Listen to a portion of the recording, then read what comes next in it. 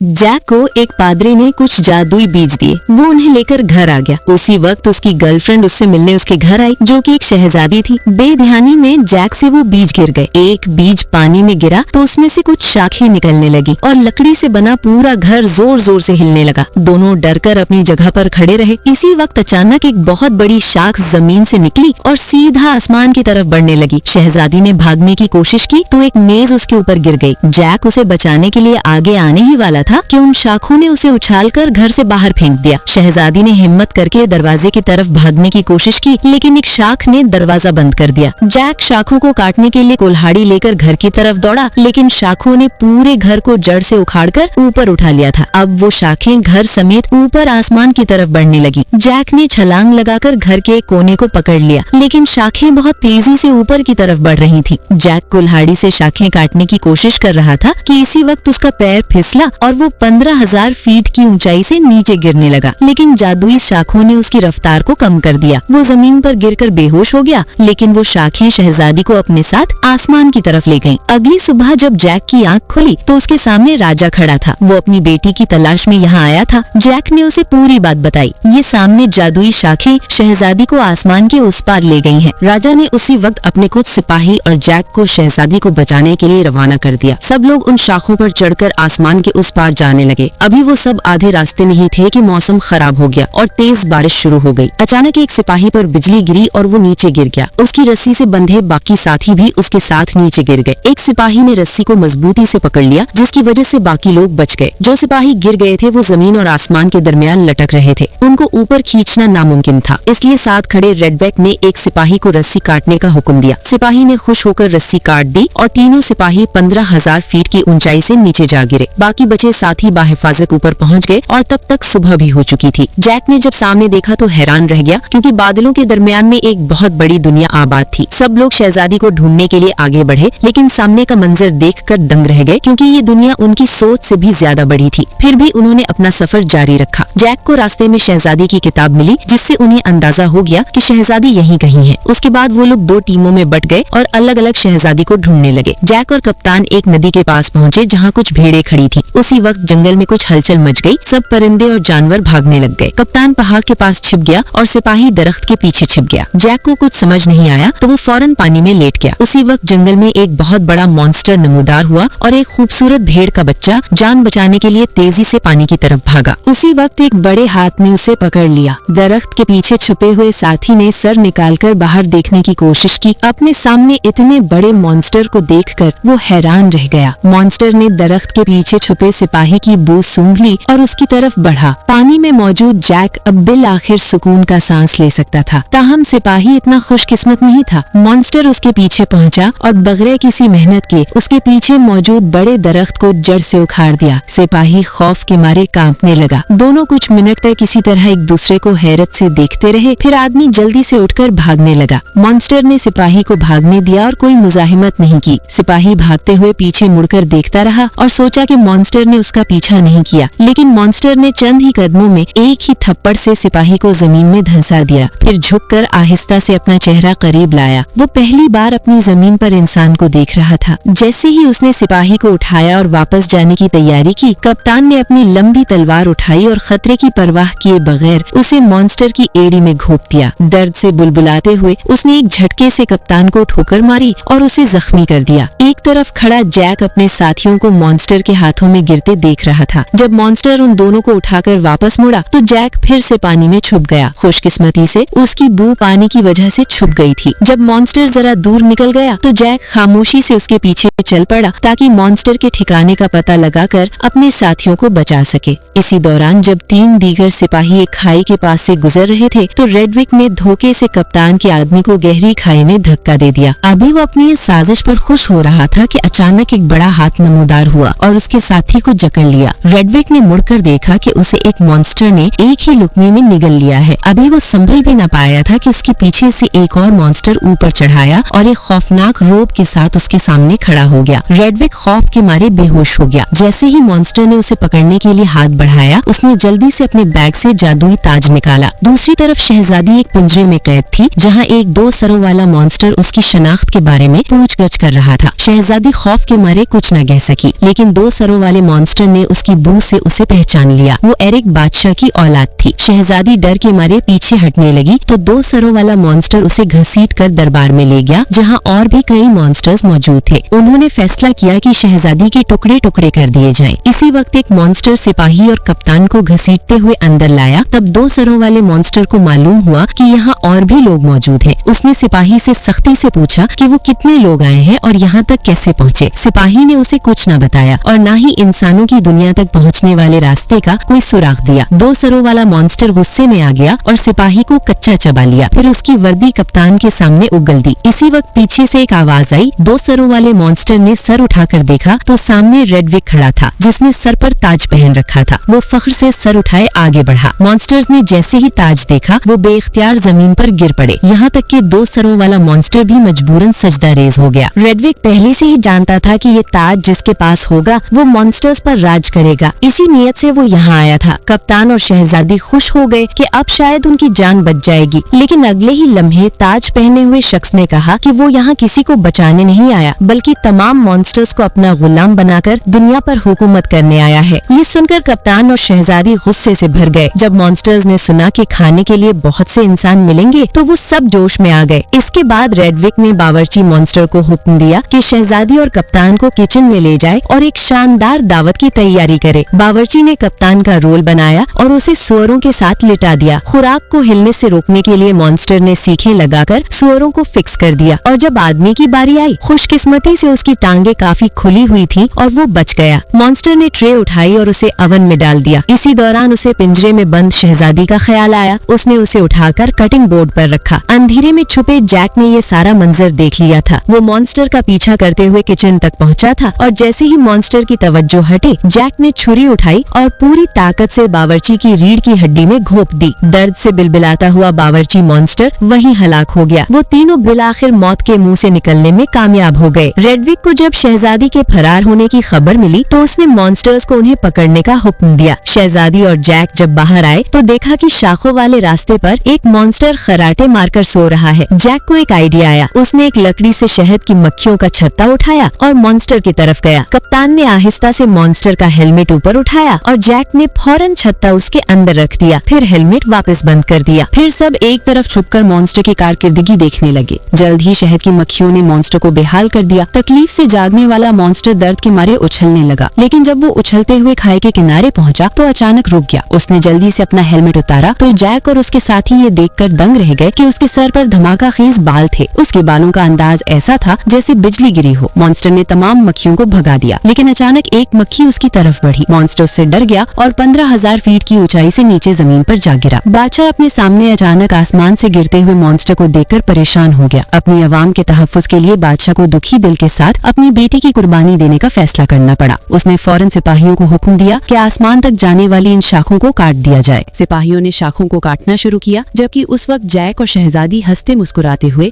बेलों के सहारे आहिस्ता आहिस्ता नीचे उतर रहे थे। रेडविक ने मॉन्स्टर्स को खाई के किनारे जमा किया ताकि इंसानों की दुनिया की तरफ कूच किया जा सके, जबकि कप्तान एक तरफ छुपकर सब देख रहा था। वो जैक के साथ वापस नहीं गया था क्योंकि वो रेडविक को मारना चाहता था। रेडविक बीच को पानी में गिराने ही वाला था कि कप्तान ने उस पर हमला कर दिया और बीच की थैली वहीं गिर गई। 2 सरों वाले मॉन्स्टर के चेहरे पर कामयाबी की मुस्कुराहट आ गई और सब मॉन्स्टर्स उनकी लड़ाई देखने लगे। कप्तान को खाई में गिरते देखकर रेडविक ने अपनी तलवार उठाई और कप्तान के हाथ पर गाड़ दी, लेकिन कप्तान ने वही तलवार रेडविक के सीने में घोंप दी। जख्मों से चूर रेडविक मुसलसल मॉन्स्टर्स को मदद के लिए पुकारता रहा, लेकिन उसकी मदद के लिए कोई न आया। कमजोर रेडविक ने थोड़ी देर तड़पने के बाद आखिरकार दम तोड़ दिया और उसके सर पर मौजूद ताज से जादुई ताकत भी फौरन खत्म हो गई। कप्तान बड़ी मुश्किल से खाई से ऊपर चढ़ा और ताज लेने के लिए दौड़ा। उसी वक्त 2 सरों वाले मॉन्स्टर ने रेडविक की लाश से ताज उतारकर अपनी उंगलियों में पहन लिया। दूसरी तरफ जमीन पर मौजूद शाखों को उखाड़ने का मंसूबा कामयाब हो रहा था। सिपाहियों ने 38 मीटर लंबी बड़ी लोहे की कीलें शाखों में ठोंक दी। फिर लोहे के कुंडे लगाकर छोटी घोड़ियों से जोर लगाकर खींचना शुरू किया। जैसे ही उनमें से एक शाख उखड़ी, दूसरी शाखें भी बिखरने लगी। जैक बड़ी एहतियात से किनारे तक पहुंचा और देखा कि पूरी शाख टूटने वाली है। पूरी शाख जड़ से उखड़ने लगी और अगले ही लम्हे शाख का मरकजी हिस्सा मुकम्मल तौर पर टूट गया। तमाम लोग चीखते हुए अपनी जान बचाने के लिए इधर उधर भागने लगे। बादलों पर मौजूद कप्तान छलांग लगाकर शाखों पर सवार हो गया। 2 सरों वाले मॉन्स्टर ने देखा कि आसमानी बेल उसकी आंखों के सामने गायब हो रही है और इंसानों की दुनिया तक जाने वाला वाहिद रास्ता खत्म हो गया, तो वो अपने पछतावे की दहाड़ को ना रोक सका। शाख के गिरने के साथ ही जैक ने उन्हें मजबूती से पकड़ा, शहजादी को गले लगाया और पूरी कुव्वत से छलांग लगा दी। जमीन की तरफ गिरते हुए घास के ढेर का सहारा लिया, जिसने उनके गिरने की रफ्तार को कम कर दिया और वो मोजज़ाना तौर पर बहिफाजत जमीन पर उतर आए। कप्तान शाख से कूदकर सीधा पानी में जा गिरा। शहजादी को सलामत वापस देखकर बादशाह खुशी से रो पड़ा। मॉन्स्टर्स को लगा कि आसमानी शाखें खत्म हो चुकी हैं, लेकिन तभी उन्हें जमीन पर वो थैली पड़ी मिली जो इंसानों से रह जाने वाले जादुई बीजों की थी। मॉन्स्टर्स ने अपने हाथ में मौजूद बीजों को देखा तो उनकी खुशी की इंतहा न रही। चुनांचे उन्होंने वो जादुई बीज सामने मौजूद छोटी नदी में फेंक दिए। बीजों ने पानी मिलते ही तेजी से जड़ें निकाली। वो इंसानों का गोश्त चखने के लिए बेताब थे। मॉन्स्टर एक एक करके शाखों पर छलांग लगाने लगे और अपने भारी भरकम जिस्मों के दबाव से उन्हें नीचे की तरफ धकेल दिया। तमाम मॉन्स्टर तेजी से नीचे की तरफ उतरने लगे। जैक ने पानी में शाखों का अक्स देखा जो आसमान से नीचे की तरफ आ रही थी। वो फौरन अपने सफेद घोड़े पर सवार हुआ ताकि बादशाह के लश्कर तक पहुंच सके। ताहम अब बहुत देर हो चुकी थी। 4 बड़ी बेलें जमीन तक पहुंच चुकी थीं और मॉन्स्टर्स का एक ना खत्म होने वाला सिलसिला इंसानों की दुनिया में दाखिल हो गया। जमीन पर उतरते ही मॉन्स्टर्स को इंसानी गोश्त की बू आने लगी। जब जैक शहजादी के लश्कर तक पहुंचा तो वो दीवाना वार चिल्लाने लगा, जल्दी भागो। बादशाह अभी हैरत ज़दा ही था कि मॉन्स्टर्स का एक हुजूम जंगल से बाहर निकल आया और इंसानों का पीछा करना शुरू कर दिया। उस वक्त इंसानों को इस बात की जरूरत नहीं थी कि वो कितना तेज भाग सकते हैं, बल्कि उन्हें दूसरों से ज्यादा तेज भागना था। वो सिपाही जो पीछे रह गए थे उन्हें पकड़ लिया गया और बास्केटबॉल की तरह दूर उछाल दिया गया। इंसानों के छोटे घोड़े मॉन्स्टर्स का मुकाबला नहीं कर सकते थे। एक मॉन्स्टर ने तो चक्की का बड़ा पंखा ही उखाड़ दिया और उसे घुमाकर बादशाह की तरफ फेंका। बादशाह का ताज जमीन पर जा गिरा, लेकिन किसी में मुड़कर देखने की हिम्मत न थी। मॉन्स्टर उनके बिल्कुल पीछे थे। खुशकिस्मती से गिरी हुई शाखों ने आर्जी तौर पर मॉन्स्टर्स को रोक दिया। सामने थोड़ी ही दूरी पर बादशाह का महल था। बादशाह बचे खुचे सिपाहियों की कयादत करते हुए महल की तरफ बढ़ रहा था। उस वक्त महल में सिग्नल मौसूल हो चुका था। कप्तान जानता था कि ये कार्रवाई इंतहाई नाजुक है, चुनाचे उसने सिपाहियों को फौरन दिफाई तैयारियों का हुक्म दिया और हिदायत की कि तमाम डीजल महल की नहर में डाल दें। फिर सिपाहियों की कयादत करते हुए महल के दरवाजे के नीचे जमा हो गया और तमाम तीर अंदाजों को आग वाले तीरों के साथ तैयार रहने का हुक्म दिया। जैसे ही बादशाह और शहजादी आहिस्ता आहिस्ता महल के करीब पहुँचे, कप्तान ने एक हुक्म दिया। सिपाहियों ने बेशुमार जलते हुए तीर छोड़े, जिसने नहर में मौजूद ईंधन को आग लगा दी और महल की नहर को आग के समंदर में बदल दिया। बादशाह खैरियत से महल के अंदर दाखिल हो गया और सिपाहियों ने पूरी कुव्वत से दरवाजा खींचना शुरू कर दिया ताकि महल में दाखिल होने का हर रास्ता काट दिया जाए। जैसे ही पुल ऊपर उठने वाला था, पीछे से जैक अपनी सफेद घोड़े पर सवार होकर एक लंबी छलांग लगाकर हिफाजती जोन में दाखिल हो गया। ताहम उसके बिल्कुल पीछे मौजूद 2 सरों वाले मॉन्स्टर ने भी मौका पाकर हाथ मारा। जैक तेजी से घोड़ा दौड़ाते हुए बराह रास्त महल के अंदर चला गया, लेकिन 2 सरों वाला मॉन्स्टर मजबूती से पुल को पकड़े रहा। सिपाहियों ने बेशुमार तीर छोड़े जो 2 सरों वाले मॉन्स्टर के चेहरे पर जा लगे और वो बुरी तरह जलती हुई नहर में जा गिरा। दूसरे नंबर के मॉन्स्टर ने अफसोस के साथ उसका गिरा हुआ हेलमेट उठाया और भड़कती हुई आग में घिरे हुए 2 सरों वाले मॉन्स्टर को देखने लगा। उसने बेहिसी से हेलमेट दरिया में फेंककर उससे वापस कर दिया। ताहम वो मरा नहीं था, बल्कि नहर के पानी के बहाव के साथ बह गया था। जब सबने सोचा कि अब वो महफूज हैं, तो उन्होंने सर उठाकर देखा कि एक बड़ा पत्थर हवा में उछलता हुआ उनके महल में आ गिरा। मॉन्स्टर्स ने फौरन ही लोहे की 2 बड़ी हुक्स फेंकी और पुल को मजबूती से जकड़कर पूरी कुव्वत से नीचे खींचा। बादशाह ने शहजादी और जैक को बताया कि उसके कमरे में एक खुफिया रास्ता है जो बराह रास्त टावर तक जाता है। वहाँ जाकर रोशनी का मीनार रोशन कर दे ताकि दूसरे ममालिक को मॉन्स्टर्स के हमले की खबर दी जा सके। जबकि बादशाह खुद बहुत से सिपाहियों की कयादत में मुसलसल जान तोड़ मुकाबला करता रहा। जैसे ही शहर का दरवाजा मॉन्स्टर्स के हाथों टूटने के करीब पहुंचा, कप्तान ने एक और इमदादी दस्ता तलब कर लिया। उसके एक हुक्म पर रस्सियों वाले बड़े तीर छोड़े गए, जिसके बाद सब मिलकर उन रस्सियों को खींचने लगे। अब ये दिफाई जंग ताकत के मुकाबले में बदल गई। इंसानों की ऐसी सख्त मुजाहिमत देखकर मॉन्स्टर्स ने जलती हुई दरख्तों की जड़ों को आग के गोलों के तौर पर अंदर फेंकना शुरू कर दिया ताकि इंसानी रुकावटों को तोड़ा जा सके। पूरा शाही महल आग के समंदर में बदल गया। इंसानी सिपाही अब भी जान की बाजी लगा लगाकर पूरी ताकत से डटे हुए थे और मॉन्स्टर भी मुसलसल आग लगाकर हमले जारी रखे हुए थे। मॉन्स्टर्स के दूसरे कमांडर ने अपनी जबान निकाली और इंसानी गोश्त के जायके का तस्वुर करने लगा कि अचानक एक तीर सीधा उसकी जबान में आ लगा और वो वहीं ढेर हो गया। जब सिपाही मुसलसल अपने तीर चला रहे थे तभी एक मॉन्स्टर ने महल की दीवार पर मौजूद तोप पर एक बड़ा पत्थर फेंका, जिसने न सिर्फ तोप को तबाह कर दिया बल्कि दीवारें महल में सुराख भी कर दिया। इधर खुफिया रास्ते में मौजूद जैक और शहजादी को भी अब खतरे का सामना था। किसी ने नहीं सोचा था कि 2 सरों वाला मॉन्स्टर सीवरेज के रास्ते जमीन फाड़कर बाहर निकल आएगा। इसके हाथ में एक बड़ा लोहे का हथौड़ा था और वो हर तरफ शहजादी की बू सूंघ रहा था। जैक और शहजादी को मजबूरन बादशाह के कोट के पीछे छुपना पड़ा, लेकिन मॉन्स्टर ने फिर भी शहजादी को ढूंढ लिया। वो दोनों अपनी जान बचाने के लिए इधर उधर भागने लगे और मॉन्स्टर हथौड़ा लेकर उन पर वार करने लगा। नाजुक वक्त पर वो दोनों घबराकर सीढ़ियों की तरफ भागे और तेजी से दूसरी मंजिल पर चढ़ गए। चालाक मॉन्स्टर ने दीवार तोड़कर शहजादी को पकड़ लिया। जैक ने फौरन एक कुल्हाड़ी उठाई और मॉन्स्टर की तरफ एक लंबी छलांग लगाई। दूसरे हाथ से मॉन्स्टर ने जैक को भी पकड़ लिया। हार ना मानने वाले जैक ने अचानक कुल्हाड़ी फेंकी जो मॉन्स्टर के दूसरे सर पर जा लगी, मगर हेलमेट होने की वजह से उसे कोई चोट न आई। मॉन्स्टर ने जैक को खाने के लिए अपना बड़ा मुंह खोला तो जैक ने फौरन अपनी जंजीर से आखिरी जादुई बीज निकाला और उसे उसके हलक में फेंक दिया। बीज मैदे में पहुंचते ही तेजी से बढ़ने लगा। मॉन्स्टर ने दर्द के मारे उसे रोकने की कोशिश की, लेकिन अगले ही लम्हे एक के बाद एक शाखें उसके जिस्म को चीर कर बाहर निकल आईं और बदकिस्मत मॉन्स्टर फटकर हलाक हो गया। मॉन्स्टर का वो बड़ा हाथ जिसमें ताज था जैक के करीब ही गिरा। इस वक्त किले के दरवाजे पर रस्साकशी का मुकाबला अपने उरूज पर था। थके हारे सिपाही एक एक करके हार मान रहे थे और मॉन्स्टर्स का कबीला अपनी जिसामत की वजह से जीत चुका था। कप्तान ने आखिरी लोहे का दरवाजा बंद करने का हुक्म दिया, मगर मॉन्स्टर्स ने चंद ही मिनटों में उसे तोड़ डाला। वो सब शाही महल में दाखिल हो गए। सामने आते मॉन्स्टर्स को देखकर सब बेबस थे। ऐन उस वक्त जब कप्तान लड़ते हुए जान देने के लिए तैयार था, पीछे से एक जोरदार धमाका हुआ और एक बहुत बड़ी शाख शाही महल के हॉल को चीरती हुई बाहर निकल आई। सब हैरत से देखने लगे। तभी मॉन्स्टर्स के कमांडर ने अचानक अपना गुर्ज नीचे रख दिया और उसके पीछे तमाम मॉन्स्टर्स ने अपने हथियार डाल दिए और घुटनों के बल बैठ गए। सब ने मुड़कर देखा तो पता चला कि जादुई ताज अब जैक के हाथ में था और वो मॉन्स्टर्स का नया बादशाह बन चुका था। जैक ने ताज सर पर सजाया और तमाम मॉन्स्टर्स को हुक्म दिया कि वो वापस बादलों के ऊपर चले जाएं। शहजादी भी आगे बढ़ी और जैक का हाथ थाम लिया। जैक ने अपनी खुशकिस्मती और बहादुरी के बलबूते पर एक गरीब किसान से बादशाह तक का सफर तय किया और आखिरकार अपनी महबूबा को पाकर जिंदगी की बुलंदियों पर पहुंच गया।